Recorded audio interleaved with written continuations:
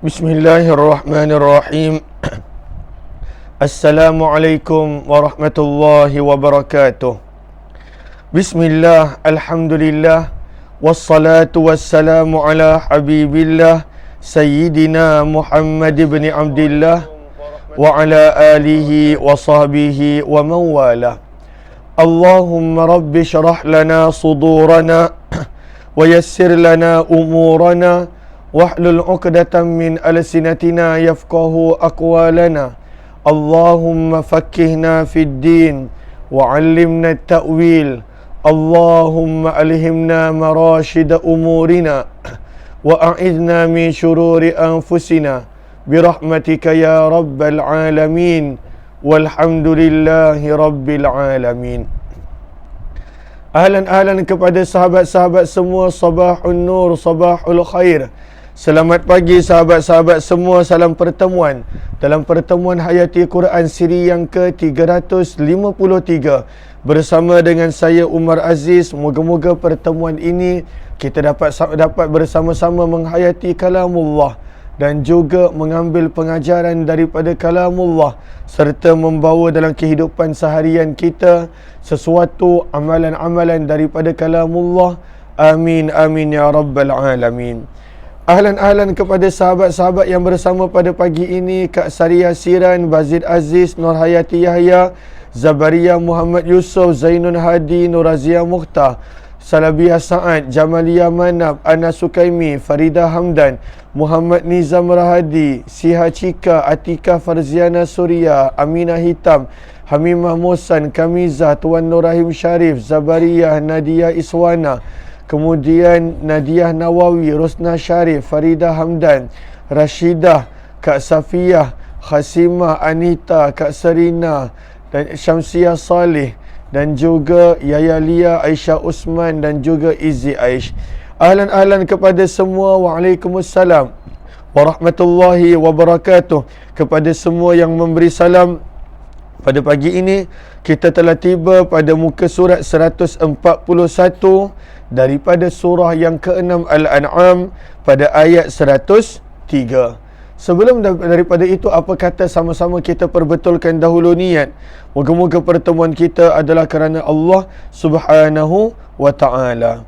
Nawaitu ta'alluma wa ta'lim wa tadhakkura wa tadhkir wa naf'a wal intifa' wal ifadata wal istifadah والحث على التمسك بكتاب الله وسنة رسول الله صلى الله عليه وسلم والدعاء إلى الهدى والدلالة على الخير ابتغاء وجه الله ومرضاته وقربه وثوابه. آمين آمين يا رب العالمين. Amin amin ya rabbal alamin. Ahlan kepada yang baru bersama, mohon jasa baik untuk bantu share, bantu untuk kongsi dan juga bantu untuk sebar luas. Pada hari ini kita telah tiba pada muka surat yang ke-141, surah yang ke-6 Al-An'am, ayat yang ke-103, siri yang ke-353. Lalu terima kasih kepada yang memberi maklum balas. Saya nampak ramai yang kata jelas suara dan sebagainya. Lalu terima kasih kepada yang memberi maklum balas.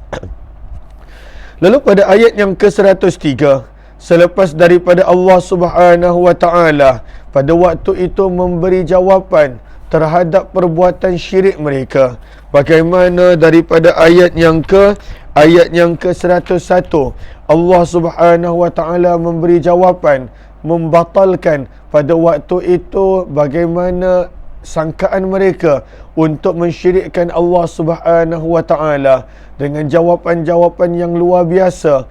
Maka firman Allah pada ayat 101, Badi'us samawati wal ard anna yakunu lahu walad wa lam takul lahu sahibah wa khalaqa kulla syai'. Bagaimana kita telah terangkan satu persatu, Allah Subhanahu wa ta'ala memberi jawapan pada dakwaan-dakwaan mereka tentang Allah Subhanahu wa ta'ala pada waktu itu mempunyai anak. Kemudian pada ayat 102 kita telah belajar bagaimana ketika mana Allah telah memberi jawapan menyanggah pada waktu itu akan dakwaan mereka bahawa Allah mempunyai anak. dan juga jawapan tentang mereka menyekutukan Allah, maka Allah telah tegaskan yang kita baca semalam, zalikumullah, itulah Allah, rabbukum, Tuhan kamu, fa'buduh la ilaha illahu, tiada Tuhan yang layak disembah kecuali Dia, khaliqu kulli syai', pencipta bagi tiap-tiap sesuatu. Maka bila kamu dah kenal Allah, bila kamu dah tahu kehebatan Allah, maka apakah yang patutlah kamu lakukan? Fa'buduh, maka sembahlah kamu akan Ia. Sebab itu dalam tafsir Al-Wasit, maka disebutkan di sini, selepas daripada Allah Subhanahu wa taala mendatangkan dalil-dalil, pada waktu itu membatalkan, pada waktu itu memberi jawapan dan menyanggah perbuatan syirik dan apa jua kemusykilan yang mereka ada pada menyekutukan Allah, pada menjadikan bagi Allah itu anak. Maka Allah Subhanahu wa taala mengajak kepada mereka pada waktu itu untuk menyembah Allah, dan pada waktu itu untuk mengesakan Allah Subhanahu wa taala. Lalu seterusnya pada ayat yang ke-103 masih lagi ada kaitan dengan ayat-ayat sebelumnya. Firman Allah Subhanahu wa taala, la tudrikuhul absar wa huwa yudrikul absar wa huwal latiful khabir. Firman Allah Subhanahu wa taala, la, tidaklah, tudriku dapat melihat, hu, akannya, al-absar, penglihatan-penglihatan. Lalu firman Allah, la tudrikuhul absar, tidaklah dapat melihatnya al-absar, penglihatan-penglihatan. Maka dibawakan ini sambungan daripada ayat 102 pada penghujungnya, di mana firman Allah, wa huwa ala kulli syai'in wakil, dan Dia iaitu Allah, ala, ke atas, kulli, tiap-tiap, syai'in, sesuatu, wakil, pada waktu itu adalah penjaga. Apakah maksud wakil? Wakil sebenarnya pada waktu itu memberi makna memerhati, raqib, memerhati. Allah Maha memerhati tiap-tiap sesuatu. Kenapa dibawakan sifat Allah memerhatikan pada ayat ini? Kerana nak menunjukkan bahawa apa yang kamu lakukan daripada beribadah kepada Allah seperti mana yang Allah suruh, ataupun kamu masih berdegil dengan pada waktu itu kamu mengatakan Allah mempunyai anak, ataupun kamu menyekutukan Allah Subhanahu wa taala, maka Allah menyebut wa huwa ala kulli syai'in wakil, dan Dia di atas segala sesuatu, tiap-tiap sesuatu, wakil, adalah penjaga. Penjaga daripada sudut memerhatikan perbuatan kamu, ucapan kamu, tindak tanduk kamu. Allah memerhatikan. Sebab itu dalam tafsir Al-Wasit disebutkan, ketika mana Allah berfirman, wa huwa ala kulli syai'in wakil, ay raqibun, memerhatikan, ala ibadihi, ke atas hamba-Nya. Pada waktu itu Allah Subhanahu wa taala berfirman, la tudrikuhul absar, kamu, penglihatan kamu, mata-mata kamu di dunia ini tidak akan dapat melihat Allah Subhanahu wa taala. La tudrikuhu, tidak dapat, tudriku, melihat, hu, nya, iaitu Allah, al-absar, penglihatan-penglihatan. Lalu Allah Subhanahu wa taala menjaga, Allah Subhanahu wa taala memelihara akan kamu, namun kamu tidak akan dapat melihat Allah Subhanahu wa taala dengan mata-mata dunia kamu, dengan penglihatan dunia kamu.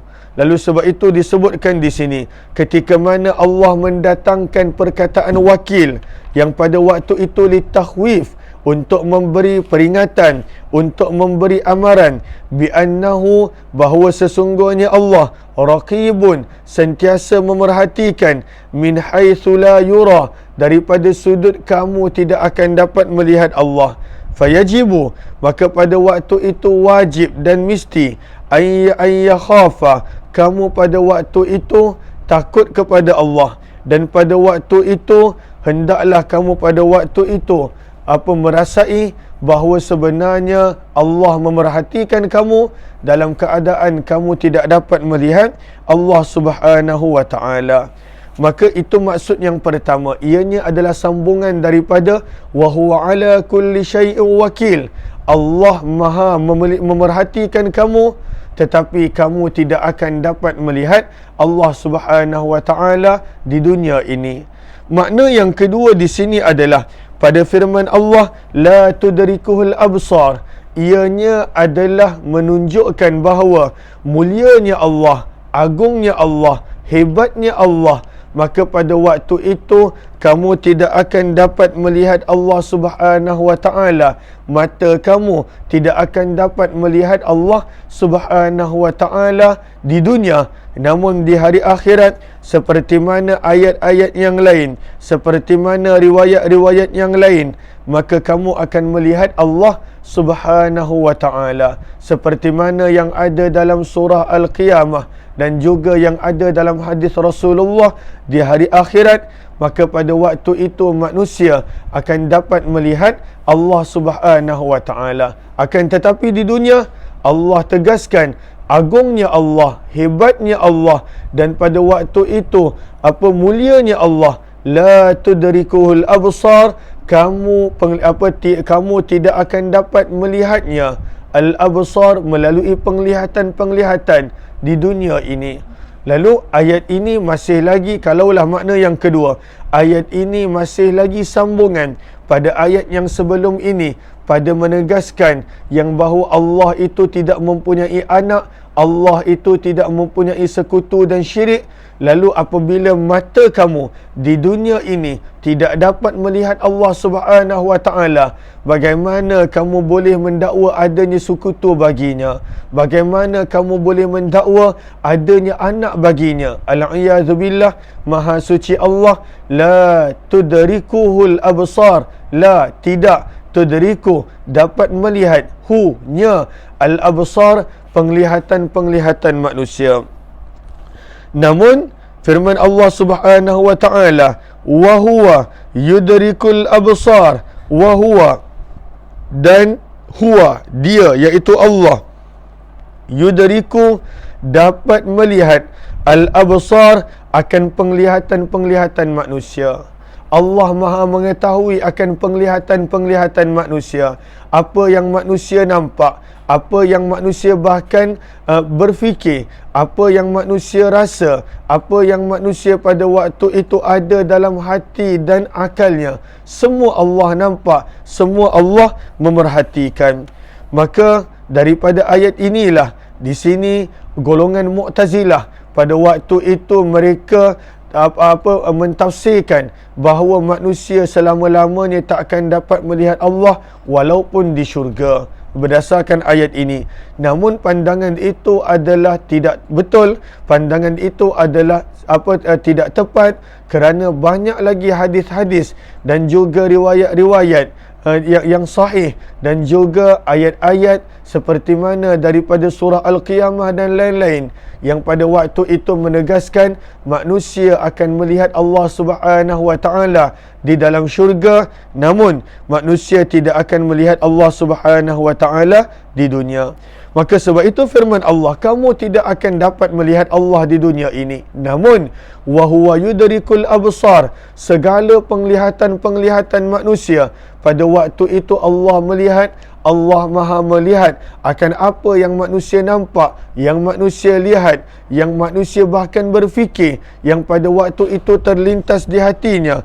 Pada waktu ini ayat ini menunjukkan betapa berkuasanya Allah Subhanahu wa taala, betapa hebatnya Allah Subhanahu wa taala.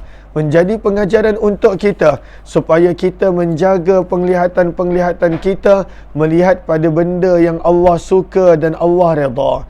Maka kenapa? Kena ingat, walaupun ketika mana pada keheningan malam, ketika mana kita berada bersendirian, ketika mana kita berada pada keadaan yang kita sangka tak ada yang melihat, Allah tegaskan wa huwa yudrikul absar, penglihatan-penglihatan manusia.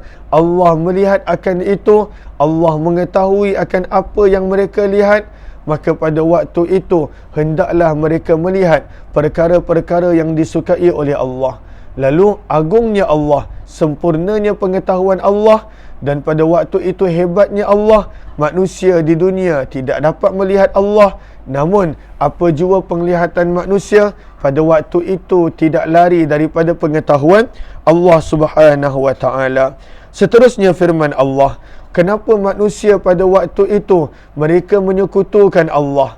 Manusia pada waktu itu melakukan maksiat kepada Allah Subhanahu wa taala, namun manusia pada waktu itu masih lagi pada waktu itu diberi peluang oleh Allah Subhanahu wa taala. Allah tidak menghukum mereka terus di dunia. Allah beri peluang kepada mereka di dunia. Pada waktu itu Allah masih lagi beri kepada mereka peluang dan peluang. Allah tidak terus menghukum mereka. Padahal Allah mengetahui perbuatan maksiat mereka, perbuatan syirik mereka, perbuatan mereka meletakkan kepada Allah anak, meletakkan kepada Allah sekutu. Maka tegas Allah Subhanahu wa taala, walaupun Allah melihat segala-galanya, firman Allah, wa huwa, dan dialah Allah Al-Latif, yang maha lemah lembut kepada hamba-Nya. Al-Latif pada waktu itu allazi yu'amilu ibadahu bil lutfi war-ra'fah, zat yang memperlakukan hamba-Nya pada waktu itu dengan perlakuan lemah lembut dan kasih sayang. Maka walaupun manusia menyekutukan Allah, walaupun manusia pada waktu itu meletakkan bagi Allah itu anak, dan padahal itu semuanya adalah pembohongan dan rekaan tanpa sebarang dalil dan bukti, kenapa manusia pada waktu itu masih lagi tidak dihukum? Firman Allah Subhanahu wa taala, wa huwal latif, Allah itu adalah zat yang maha lemah lembut, zat yang maha kasih sayang, zat yang maha pengasih. Namun jangan sangka Allah tidak tahu. Firman Allah, Al-Khabir, Allah maha mengetahui. Lalu walaupun Allah tidak menghukum, walaupun di dunia adapun di akhirat itu adalah pasti, kerana ianya adalah Maliki Yaumiddin, Yaumiddin hari pembalasan. Akhirat adalah hari pembalasan. Tetapi janganlah manusia pada waktu itu menyangka bila dia melakukan maksiat yang Allah tak nampak, bila dia menyekutu dan pada waktu itu mensyirikkan Allah, Allah tak nampak. Bila pada waktu itu dia meletakkan bagi Allah anak, Allah tak nampak. Kerana wahuwa yudrikul absar, Allah melihat, mengetahui segala penglihatan manusia. Namun kenapa manusia tidak dihukum terus di dunia? Kenapa mereka pada waktu itu diberi peluang dan peluang? Firman Allah, wahuwal latif, dan dialah Allah zat yang maha lemah lembut. Al-Latif, maha lemah lembut. Bukan kerana tidak tahu, Allah tegaskan Al-Khabir, maha mengetahui. Lalu pengajaran yang kita ambil daripada sini, janganlah kita berani mencabar Allah Subhanahu wa taala. Apabila kita melakukan maksiat, bertaubat. Jangan pada waktu itu apabila kita tidak dihukum terus di dunia, maka pada waktu itu kita melakukan lebih banyak maksiat. Kita pada waktu itu melakukan lebih banyak dosa. Maka sebenarnya Allah beri peluang, beri peluang, beri peluang, beri peluang. Bahkan mungkin ribuan kali peluang Allah bagi. Bahkan mungkin dalam hidup ini jutaan kali peluang Allah bagi. Kenapa? Allah itu latif, Allah itu maha lemah lembut. Tetapi bukanlah bererti Allah tidak tahu. Tegas Allah Al-Khabir, Allah itu maha mengetahui.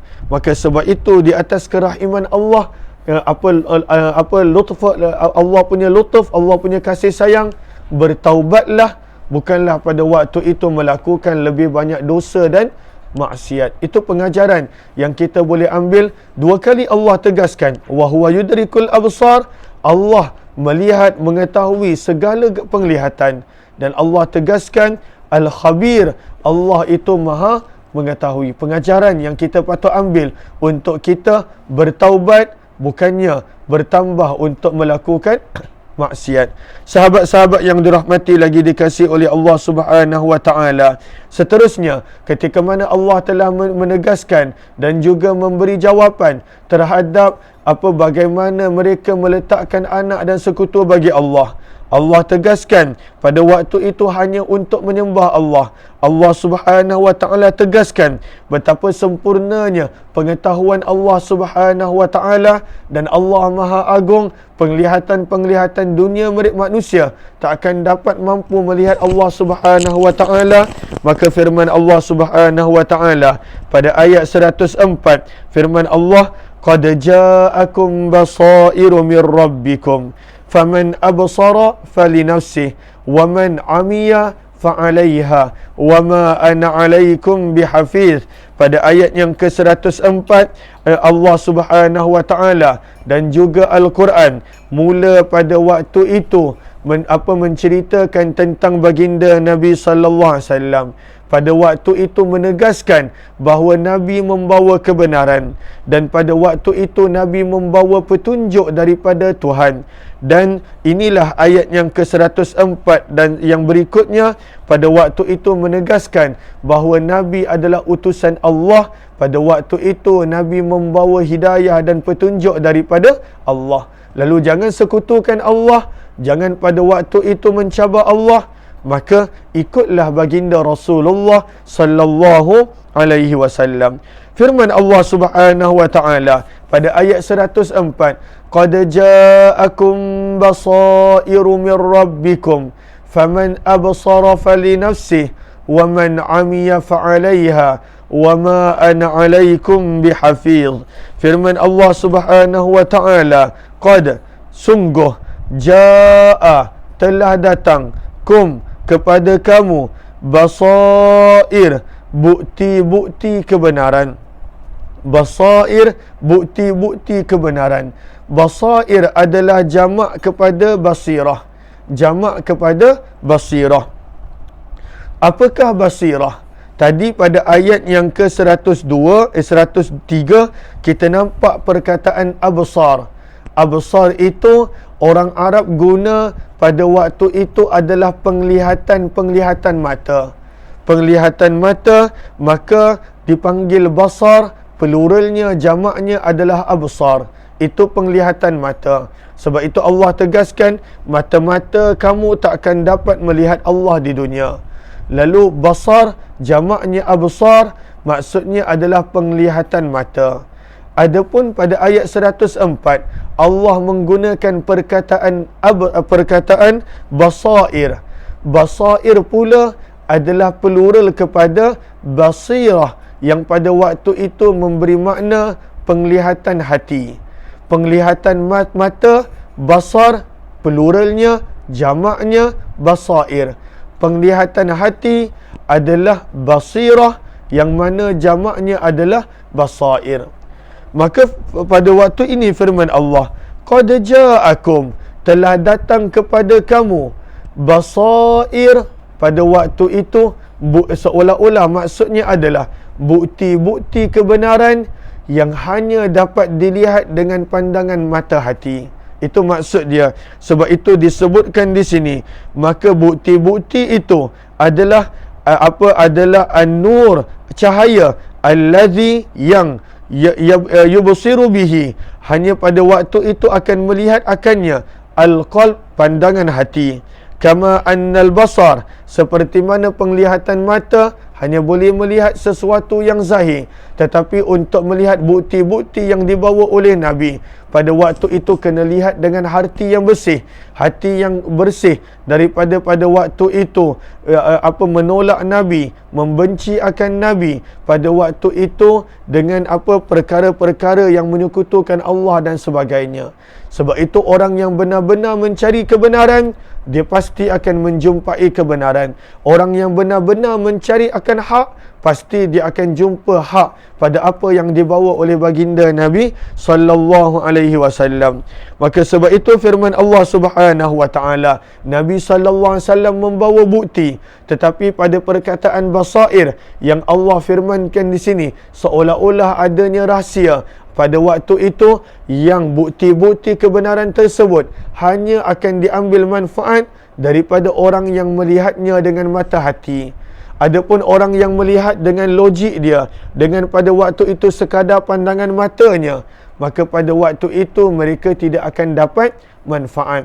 Lalu apakah pandangan hati? Iaitu pandangan yang mencari Allah, pandangan yang mencari kebenaran. Sebab itu firman Allah, qad, sesungguhnya, jaa, telah datang, kum, kepada kamu, basair, adalah bukti-bukti kebenaran. Dalam kurungan, basair juga memberi makna pandangan mata hati, seolah-olah bukti-bukti kebenaran itu hanya akan dapat dilihat, diambil manfaat pada waktu itu dengan orang yang melihatnya, mencarinya dengan pandangan mata hati. Sebab itu Allah Subhanahu wa taala tegaskan, faman, maka orang yang absara, dapat melihat bukti-bukti kebenaran itu, falinafsih, maka dia melihat untuk dirinya sendiri, manfaat untuk dirinya.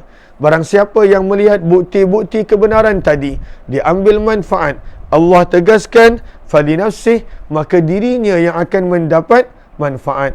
Sebab itu firman Allah, waman, dan sesiapa yang amiyah, membutakan diri. Barang siapa yang buta. Tapi bagaimana buta? Kerana mata mereka ada. Buta maksudnya buta mata hati. Hatinya tak nak kebenaran. Hatinya pada waktu itu tak nak kebenaran. Maka firman Allah Subhanahu wa taala, waman amiyah, barang siapa yang membutakan mata hatinya daripada melihat kebenaran. Ataupun dalam tafsir Al-Wasit menyebut, apakah maksud amiyah? Membutakan dirinya. Maka pada waktu itu membutakan diri daripada kebenaran. Makna yang kedua, pada waktu itu berpaling daripada kebenaran. Maka firman Allah, fa'alaiha, maka keburukan itu adalah untuknya. Kalaulah dia beriman, kebaikan untuk dirinya. Kalaulah pada waktu itu dia berpaling daripada kebenaran, maka keburukan itu adalah ke atas dirinya. Maka tugas Nabi SAW bukanlah untuk memaksa orang beriman. Firman Allah, wama ana alaikum bihafiz, dan bukanlah aku, iaitu baginda Nabi SAW, alaikum, ke atas kamu, bihafiz, sebagai penjaga. InsyaAllah bahagian ini kita akan sambung lagi esok, bahagian yang kedua daripada ayat ini. Terima kasih kepada sahabat-sahabat yang bersama, kepada sahabat-sahabat yang kali pertama join, jemput untuk join grup Telegram Kuliah UMAR, jemput untuk join grup Telegram UMAR, Kuliah UMAR, Kuliah Umar Aziz. Banyak perkongsian-perkongsian hayati Quran yang kita share dan kongsikan di situ. Hanya perlu buka Telegram dan pada waktu itu letakkan search Kuliah UMAR, Kuliah Umar Aziz. Kita jumpa jam 9 nanti insya-Allah dalam pertemuan perkongsian Syama'il Muhammadiyah. Terima kasih kepada sahabat-sahabat yang bersama. Moga-moga adanya manfaat. Wabillahi taufiq wal hidayah. Assalamualaikum warahmatullahi wabarakatuh. Jazakumullahu khairah. Terima kasih semua.